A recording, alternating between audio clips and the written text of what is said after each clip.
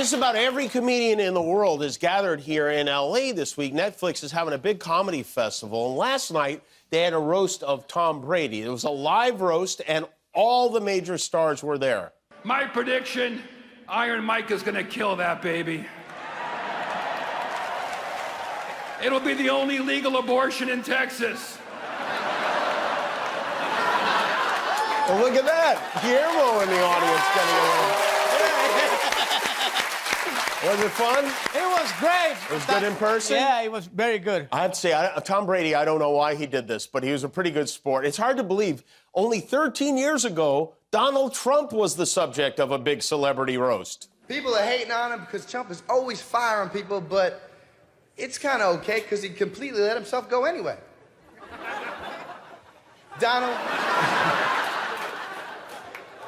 Hey, chill. You know what, Donald? You got the tan, you got the laundry down, but you gotta hit the gym, pork chop. But Donald, I like how you roll. I've seen pictures of your house. Everything in your house is gold. Who decorated your house? Flavor Flav's dentist? And it all went downhill from there. Remember the situation, Mike, the situation that he was actually in prison with Trump's former lawyer, Michael Cohen, who's currently testifying against him. They were at the Otisville Federal Correctional Institution at the same time, and maybe Trump will be there next. In New York today, the judge, in his hush money trial, found Trump to be in contempt for violating the terms of his gag order again. This is Trump's 10th violation, and we're only on day 12 of the trial. He's already paid $9,000 in fines for the first 9, which doesn't sound like a lot, but it is a lot for Eric, who now won't be getting his allowance this week. The judge is now threatening to put Trump in jail if he doesn't stop talking about the case, which means Trump is definitely going to jail because he can't stop talking about the case. It's like trying to get a dog to stop licking itself. It's like, don't eat it. Nah, whatever. It's his nature. Sending the former president on a trip to Mar-a-Lago, according to Judge Merchan, is the last thing I want to do, which is funny because it's the first thing I would want to do. It's like number 1 on my list. And how would that even work? I mean, like, would they give him a cavity search? God help whoever gets that gig.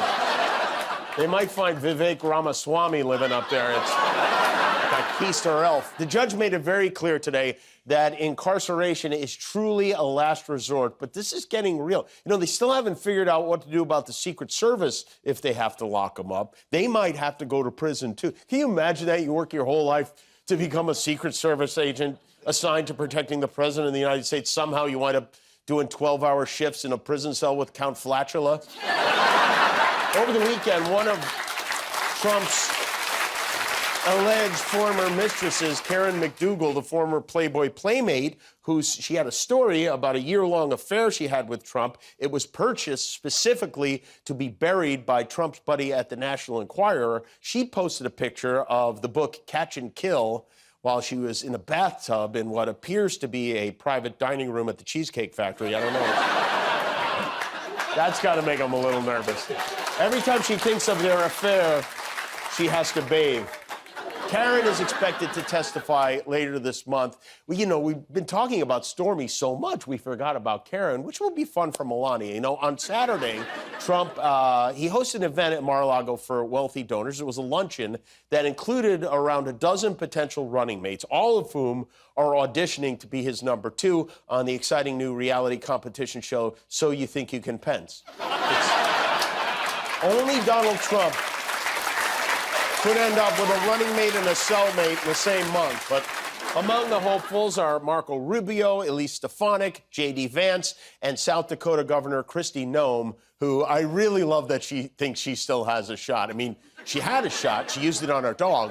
And now there's no way Trump is going to pick Kristi Noem, but he wants to keep her around in case one of the other lapdogs stops obeying his commands.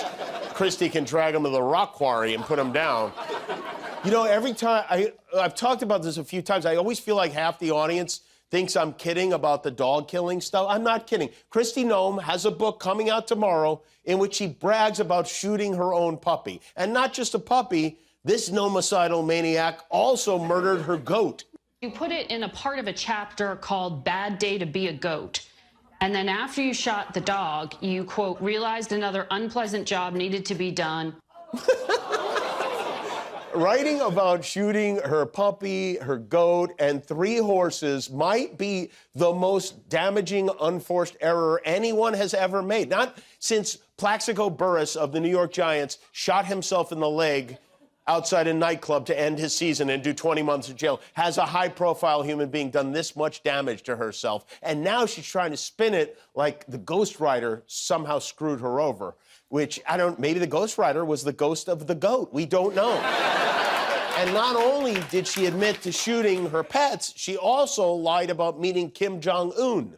You talk about meeting some world leaders. Quote, I remember when I met with North Korean dictator Kim Jong-un, I'm sure he underestimated me, having no clue about my experience staring down little tyrants. I've been a children's pastor, after all. Did you meet Kim Jong-un?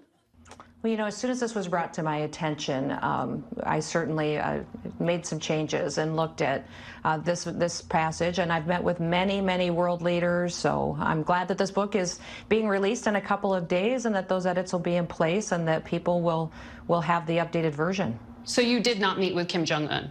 That's what you're saying?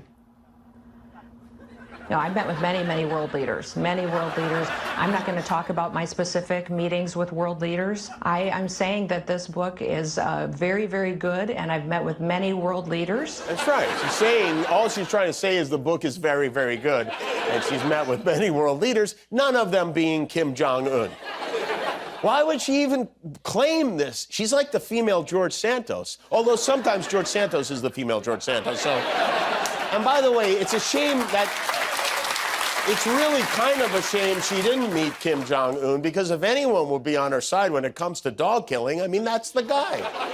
So now, even though she wrote it in her book, she won't say whether or not she met Kim Jong-un. If you have to retract it, or parts of it. I'm not retracting anything. Okay. I'm not retracting anything. Which is interesting because the publisher announced, at the request of Governor Noem, we are removing a passage regarding Kim Jong-un.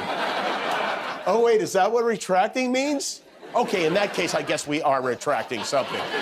You know, at Churchill Downs Saturday, they had the 150th Kentucky Derby. A horse won this year, which is cool, and it was really a dramatic finish. With the lead in the final 16, Forever Young, Sierra Leone is coming. These 3 coming down to the wire. Who's it going to be? Oh, it's a big. She has to be stopped.